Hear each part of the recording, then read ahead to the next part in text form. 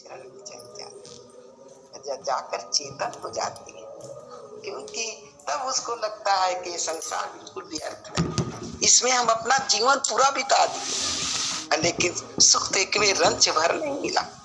गुरु चरण में लगते ही गुरु चरण में बिल्कुल शुद्ध होना पड़ता है। कैसे होना पड़ता है? सुरति से, साधना से। पहली भूमि, दूसरी भूमि, तीसरी भूमि, एकदम साधना करना पड़ता है। लेकिन गुरु की कृपा से धीरे धीरे शुद्ध होते होते तब ये शुद्ध हो जाती है। तब आपकी आत्मा जब शुद्ध हो जाएगी तब सब बात समझ में आने लगी, तब चेतना आपकी जग जाती है। संसार में रहते हुए भी भजन होता रहता है, काम करते हुए भी भजन होता रहता है, आप नहाते हैं तब भी भजन होता है, आप जो भी कार्य करते हैं भजन होता है। क्योंकि संसारिक पूजा में जड़ है, उसको कितनों पूजा करेंगे, 84 लाख जोनिया में जाना। देवता पितर भूत भवानी, ये भरमवा पूजना है, ये भरम है। लेकिन सदगुरु का ज्ञान हमारा भरम नहीं है, चेतन। सुरति से आपको भी देख सकते हैं, सुरति से संत भैया को भी देख सकते हैं, सुरति से पूरा संसार को भी देख सकते हैं। और जब हम जड़ में रहेंगे तो कुछ नहीं देख सकते, घर में भी रह करके नहीं देख सकते, जड़ में है।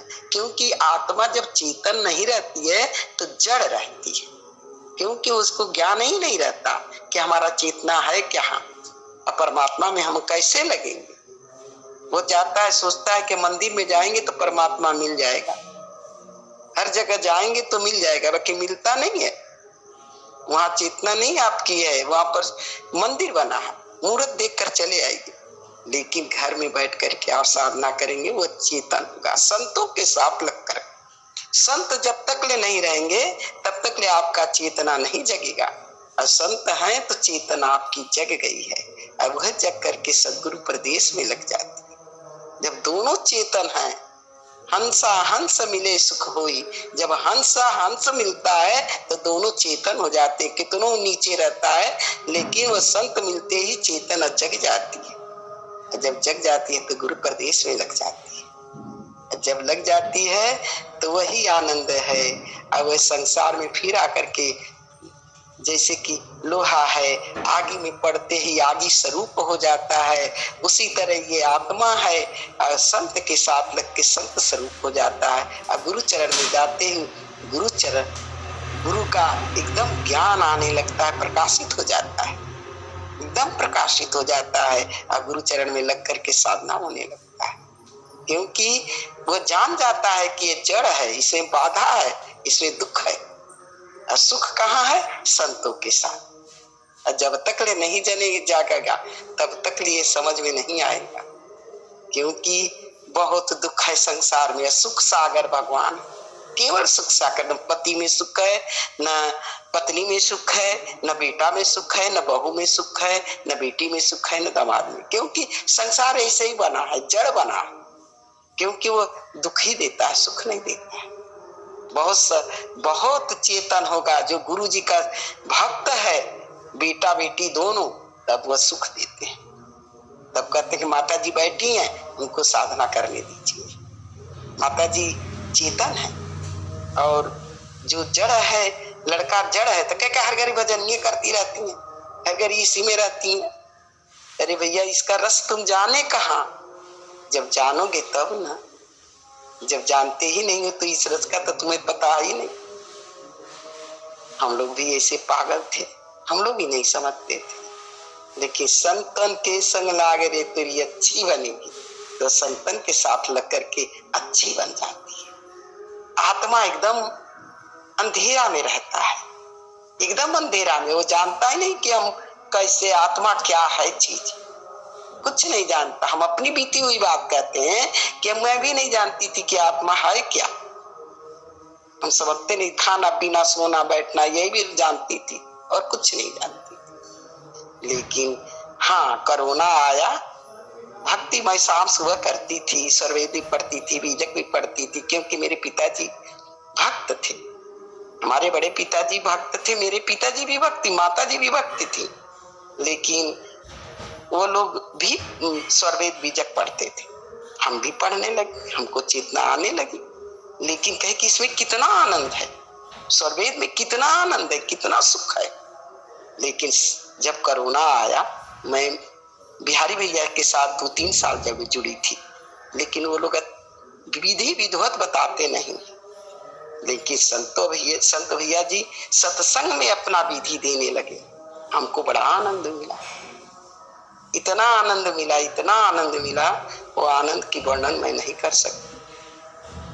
मैं तो अब क्या बताऊं, सब संत भैया जी लोग हमारे आवाज सुनते थे और जानते भी, लेकिन आपसे क्या बताएं, एक भजन भी मैं गा नहीं पाती थी और गा के हम पूरा कर नहीं पाती थी, क्योंकि भजन हमसे चलता ही नहीं था। सद्गुरु की कृपा के कृपा से हमारा भजन चलने लगा, गुरु की कृपा से हर कार्य होने लगा।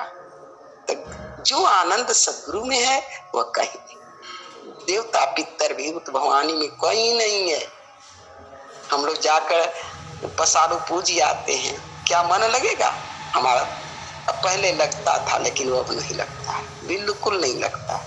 वहीं सब लोग शनिचर का पूजा करते हैं, दुर्गा का पूजा करते हैं, काली का पूजा करते हैं। सबका सम्मान मैं करती रहती हूँ, क्योंकि वो भी लोग कुछ इतने बड़े महान थे कि उनका आज पूजा हो रहा है। तो हमारे बाकी गुरु जी अनंत ज्ञान है। लोग कहते हैं क्या अनंत ज्ञान कैसे है? आप साधना करिए, अनंत ज्ञान है, वही प्रकाशित है, वही चांद सूरज है, वही परमात्मा है। क्योंकि हम लोग चांद सूरज भी नहीं जानते थे कि हमारा ही शरीर में चांद सूरज है, हम ये भी नहीं जानते थे, गंगा जमुना भी नहीं जानते थे, लेकिन सत्संग से कुल जानने लगे। सत्संग इतना हमारे संत भैया जी देते हैं कि खोल खोल के देते हैं, ऐसे संत कोई होबे नहीं करेगा। हम अपनी जीवन में बता रहे हैं कि नित्यानंद जी चाचा मेरे घर ही के थे, एकदम पास ही के थे, और बिहारी भैया के पिताजी भी मेरे पास ही के थे, सब कोई पास के थे, लेकिन खोल के कभी नहीं विधि बताया। अब नित्यानंद चाचा तो एकदम में कोठरी में बंद कर देते थे, वो तो कुछ नहीं बताते थे, लेकिन संत भैया जी मेरे खोल खोल के बताए। तो भेदी हो सो भर भर पिए, अनभेदी भरम बोला। द्वार भेदी भरम में रह जाता है। रस पीले सुहागिन कुंड भरी, रस पीले सुहागिन कुंड भरी, पियत सुहागिन तजत अभागिन, पियत सुहागिन तजत अभागिन, मूर्ख न पीवे रंच भरी, रस पीले सुहागिन कुंड भरी, रस पीले सुहागिन कुंड भरी, भरी सभा संतन की बैठी, भरी सभा संतन की बैठी, फिरत कटोरी गरी पगरी, फिरत कटोरी गरी पगरी, रस पीले सुहागिन कुंड भरी, रस पीले सुहागिन कुंड भरी, जो रस पीवे गगन मुख दावे, जो रस पीवे गगन मुख दावे, सार शब्द की डोरी हरी, रस पीले सुहागिन कुंड भरी, जो रस पीवे गगन मुख दावे, सार शब्द की डोरी हरी, रस पीले सुहागिन कुंड भरी। कहे कबीर सुनो भाई साधो, कहे कबीर सुनो भाई साधो, यह रस जीवन मुक्त करी, रस पीले सुहागिन कुंड भरी, यह रस जीवन मुक्त करी, रस पीले सुहागिन कुंड भरी। ये रस है, जीवन मुक्ति कर देगी, जीते जी, जीते जी जीवन मुक्ति कर देगी। जितने गुरु भाई गुरु बहन लगे हैं, नहीं मुक्ति होगी तो दूसरा जन्म लेकर के वो मुक्त हो जाएगा। क्योंकि गुरु एक दफे हाथ पकड़ते हैं तो हम लोग को पांचों भूमियां पार ही करके छोड़ते हैं, एक को भूमियां छोड़ते नहीं है। इसमें वही सुहागिन है जो गुरु चरण में लगी है। ये सुहागिन नहीं है जो संसारिक है। वो तो संसार में पति मिला, संसार में पति छूट जाएगा, यही मिला यही छूट जाएगा, यहाँ माता पिता मिला सब छूट जाएगा, यहाँ बेटा बेटी मिला यहाँ भी छूट जाएगा, घर द्वार मिला सब छूट जाएगा। आपकी इतना शान है कि आपको हमारा 25 गाड़ी है, 10 गाड़ी है, 4 बंगला है, वो छूट जाएगा। भक्ति एक जाएगी आपके साथ और कुछ नहीं जाने वाला है। ये शरीरियो मिला, ये शरीरियो छूट जाएगा। तो क्या चीज हमारा यहाँ है? एक चीज भी नहीं है, केवल एक भक्ति के सिवा, एक सदगुरु के सिवा, संत के साथों रह करके तब ये भक्ति होगा, अकेले नहीं हो सकता। ये सत्संग जब से चला हम लोग का जीवन सुधार दिया, और जीवन जितने गुरु भाई गुरु बहन लगे सबका जीवन सुधार गया। कोई नहीं जानता था कि गुरु जी का शब्द का है, सार शब्द का है, सत्य नाम क्या है, कोई नहीं जानता था।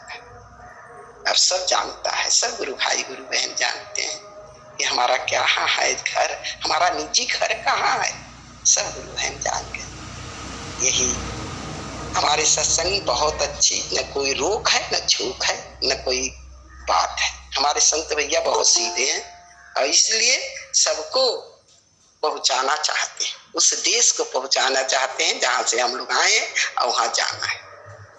यही देश है हम लोग। असली देश कहाँ है? गुरु प्रदेश में, यहाँ नहीं। इसलिए हम लोग कुल गुरु भाई गुरु बहनों को लिए हम सब जो वाणी आई है, अब हम नहीं जानते का बोल दिए का नहीं बोले। सब गुरु भाई गुरु बहनों को मेरा बहुत बहुत जय। सतगुरु भगवान की जय।